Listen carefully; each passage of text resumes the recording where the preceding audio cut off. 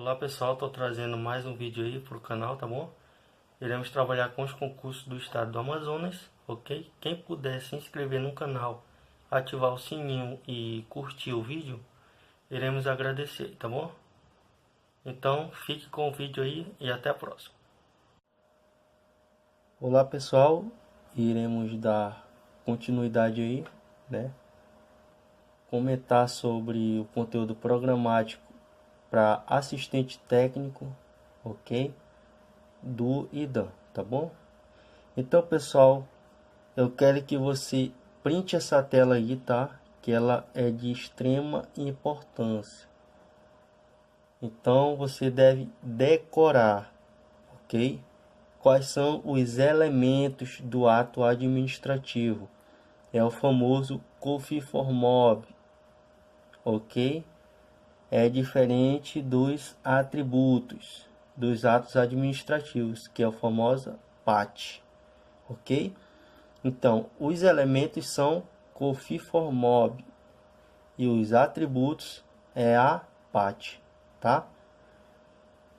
Eu vou explicar cada um deles, né, conforme eu for passando os slides, tá? Então, eu trouxe o conceito, que é muito importante, né, de Meirelles, Eli Lopes Meirelles. Conceito de ato administrativo. Qual é?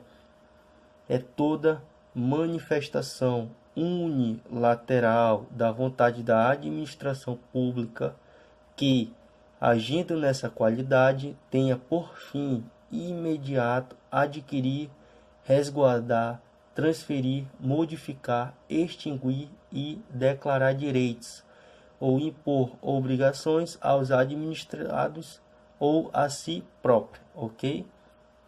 Então, é a manifestação unilateral, são dos atos administrativos.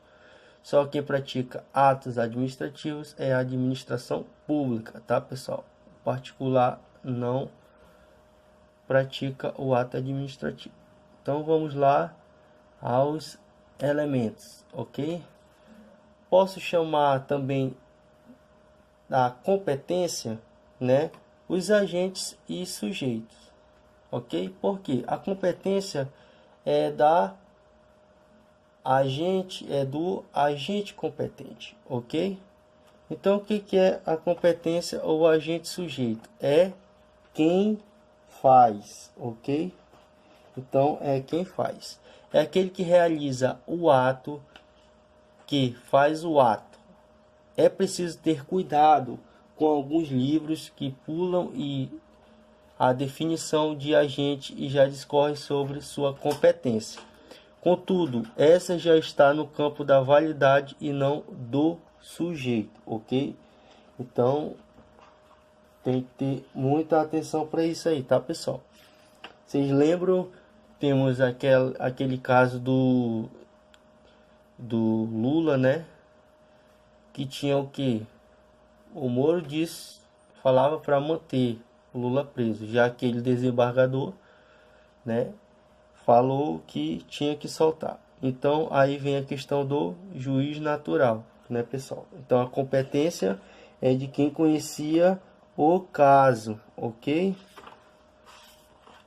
Isso aí é o princípio do juiz natural. Nós podemos falar também da competência como o exemplo, tá? A forma é o como fazer. É como o sujeito manifesta a vontade, ok? A forma é como o sujeito manifesta a vontade unilateral da administração. É preciso averiguar se haverá ou não solenidade, se o ato será escrito, verbal ou por sinais. Então, pessoal, por exemplo, né, uma placa de trânsito, né, aquilo ali é uma forma como que a administração pode se comunicar, né? Se está escrito numa placa pare, você sabe, né, que é para você parar, para você seguir. Então aquilo ali é a forma. Então são várias maneiras, ok, do ato. A finalidade tem a questão de para que serve ou para que se faz, caso é a finalidade, né? Como se extrai dos princípios da administração pública, a finalidade de toda conduta é servir o bem comum, o interesse público. Então, qual é a finalidade do ato administrativo? É o que? O bem comum e o interesse público, ok? Sempre o interesse público, sempre. A finalidade é sempre o interesse público, tá? Então, o agente ele não pode atuar por interesse próprio daquele cargo. Temos aí o exemplo, por isso que em época de eleição, né, o servidor ele tem que se afastar, né, com 90 dias, para que ele não possa, né, tá fazendo, trabalhando na administração pública e ao mesmo tempo, né, ele vai ficar fazendo campanha. Então lá não tem essa finalidade, ok? A finalidade lá é só o interesse público, tá? Esse é um exemplo, né, mais ou menos que eu trouxe para vocês, tá? É o mais comum. Então, logo, a finalidade do ato administrativo é satisfazer o interesse comum, o bem da coletividade. Ok, pessoal? Então, o motivo. Como é que eu vou saber o motivo? O motivo é por que se faz, certo? Então, por que se faz é o motivo. A justificativa, o fato e o direito que dão base à realidade desse ato, ok? Então, existem motivos vinculados e alguns discricionários, ok?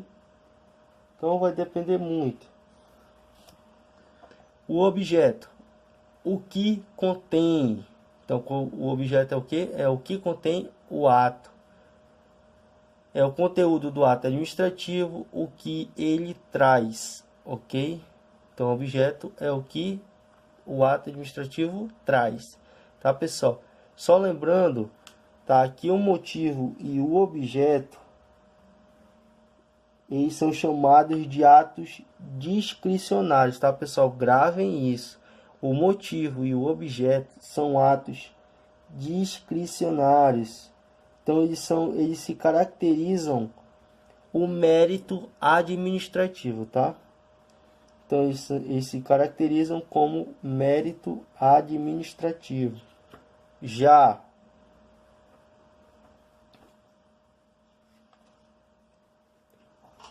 a finalidade, a forma e a competência, eles são elementos sempre vinculados em qualquer ato administrativo, ok? Mesmo naqueles chamados discricionários.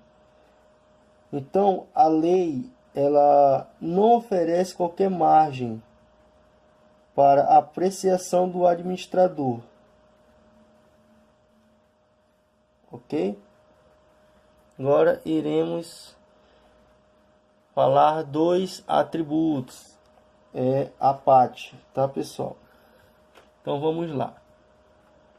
Os atributos são 4, tá? Presunção de legitimidade, autoexecutoriedade, imperatividade e tipicidade.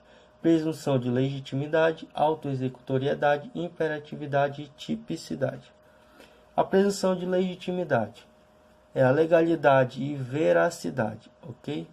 Então, qual é? Presume-se que o ato é legal, ok? Então, a administração pública só pode fazer aquilo que está escrito na lei, é o contrário do particular, ok? Do privado, que pode fazer tudo aquilo que a lei não proíbe, tá? Então, presume-se que o ato é legal, legítimo, regras morais e verdadeiros, realidade posta. Lembre-se que o LIMP, pessoal, a primeira coisa dele é o que? A legalidade. Então, a administração pública, em regra, né, presume-se, né, nem em regra não, presume-se que ela sempre irá praticar um ato legal, ok? e a presunção relativa admitindo, portanto, prova em contrário, tá? Tais atributos fundamentam-se no princípio da legalidade, como eu acabei de explicar, do qual extrai-se que ao administrador público só é dado fazer aquilo que a lei autoriza e permite, tá? Então, o que é a autoexecutoriedade? Muito famosa aí, né, pessoal? Aquilo que a administração pública já chega demolindo tudo, né? Não tem ordem judicial, nada, ela chega e já derruba tudo, logo aquilo, né? Isso aí chama autoexecutoriedade, tá? A administração pública pode impor suas decisões independentemente de provimento judicial, ok? A autoexecutoriedade traz uma peculiaridade que é a sua conceituação a partir da junção de duas outras características dos atos, que é a exigibilidade mais a executoriedade. Geralmente, né, eles trazem só a exigibilidade, alguns livros, né, de direito administrativo. Nós temos também as duas formas, tá, pessoal? A soma, tá? Então, o que é a exigibilidade? É os meios indiretos de coerção, ok? Exemplos: só consegue obter licenciamento carro que não tenha multas pendentes. Então, por exemplo, se você chega no Detran, né, pessoal? Você quer, por exemplo, fazer algum processo lá por dentro, vender o seu veículo, sei lá, alguma coisa assim. Você tem que passar para o seu nome, né? Você não pode passar porque tem aquelas taxas que tem que pagar, ou é multa, ou é IPVA, alguma coisa referente a isso. Então, a administração pública, ela faz indiretamente, ela não vai obrigar você a pagar a multa, não, ok? Mas ela vai dizer o seguinte: olha, eu não vou poder fazer isso para ti porque tem uma pendência, então você vai ter que pagar essa multa para poder fazer isso, ok? Se chama exigibilidade, tá? A executoriedade são os meios diretos de coerção. O exemplo: apreensão de mercadorias, tá?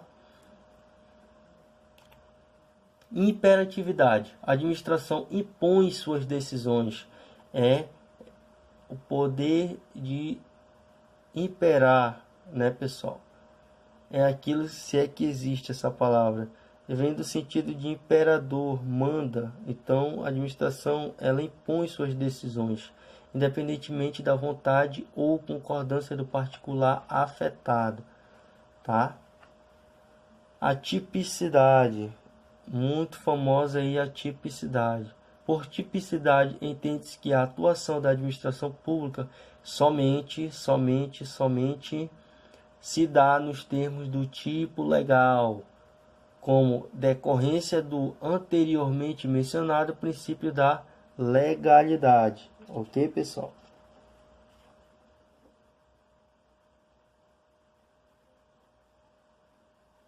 Então, a ideia é o quê?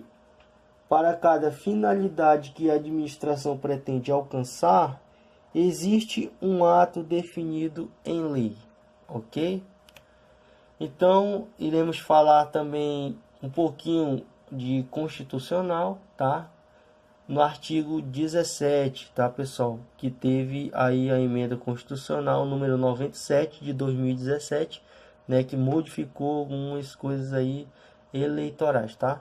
Então, é livre a criação, fusão, incorporação e extinção de partidos políticos, resguardados a soberania nacional, o regime democrático, o pluripartidarismo, os direitos fundamentais da pessoa humana e observados os seguintes preceitos: caráter nacional, ok? Então, os partidos políticos, eles têm caráter nacional, não tem uma fundação de um partido político regional, estadual, não. E o caráter dele é nacional, ok?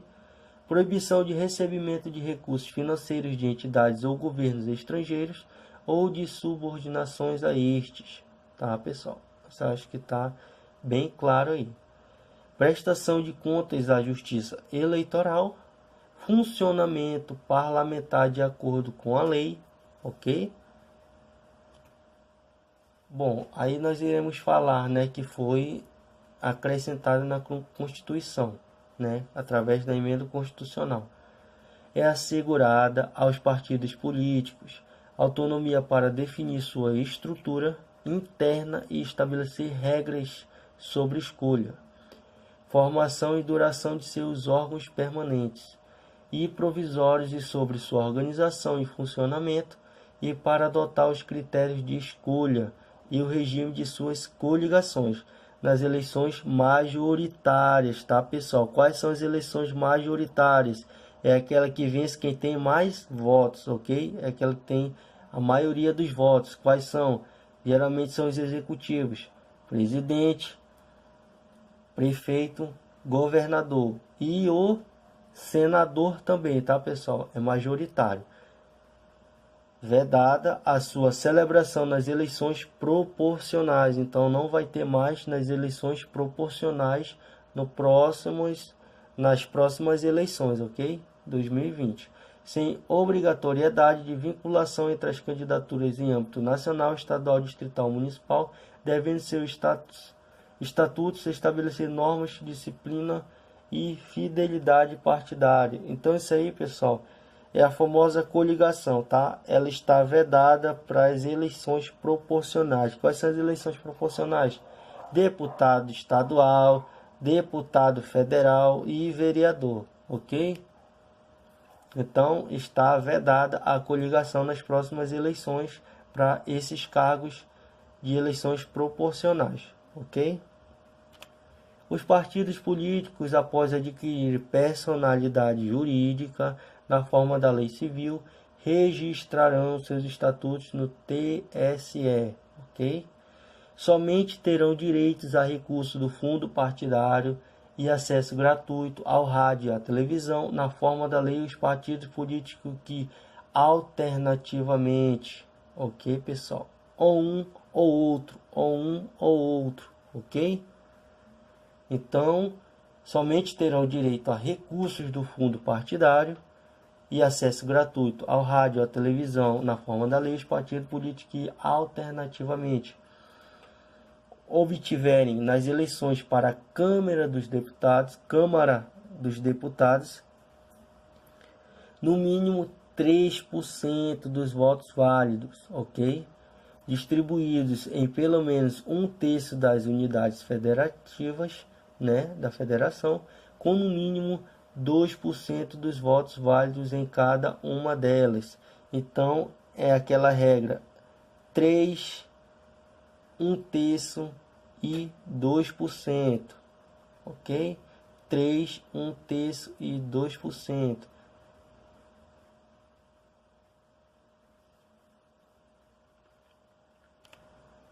Ou 15 deputados federais, em pelo menos 1/3 das unidades federativas, ok? Então, eles têm que eleger pelo menos 15 deputados federais distribuídos em pelo menos 1/3 das unidades da federação, ok? Não basta ser em apenas, por exemplo, um estado, né, de São Paulo, que elege, salvo engano, 70 deputados federais, ao contrário do Amazonas, né, que são 8, ok? É vedada a utilização pelos partidos políticos de organização paramilitar, ok, pessoal?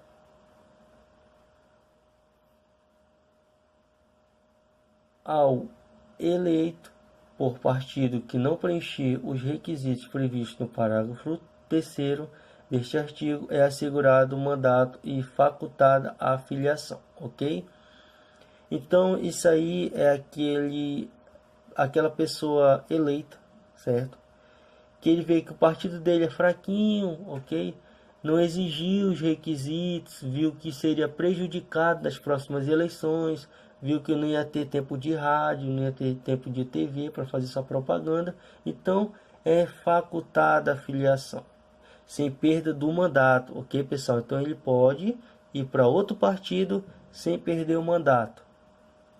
Há outro partido que os tenha atingido, não sendo essa filiação considerada para fins de distribuição dos recursos do fundo partidário e de acesso gratuito ao tempo de rádio e televisão. Isso aí vai ter muito assédio, né, de partido, principalmente não, porque só será naqueles partidos pequenos, né, pessoal? Então, aí a lei diz que aos partidos que não preencher os requisitos previstos, ok? Então, os partidos maiores vão assediar aqueles que se sentirem isolados nos partidos menores, né, para vir juntamente, né, com um mandato para o partido maior, ok? Então, valeu, pessoal, até a próxima, espero ter esclarecido algumas dúvidas aí, valeu.